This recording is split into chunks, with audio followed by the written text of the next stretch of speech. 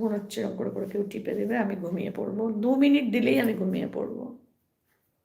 এই আমার বড় মেয়ের বাড়ি গেলেই আমার বড় নাতনি বলবে, ও দিদা তোমার ব্যথা নেই তো?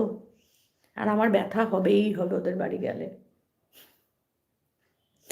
ওকে দিয়ে একটু না টেপালে আমার হয় না। ওকে বলি, বেশ একটু দে না, একটু দে না, কোমরটা একটু টিপে দে না।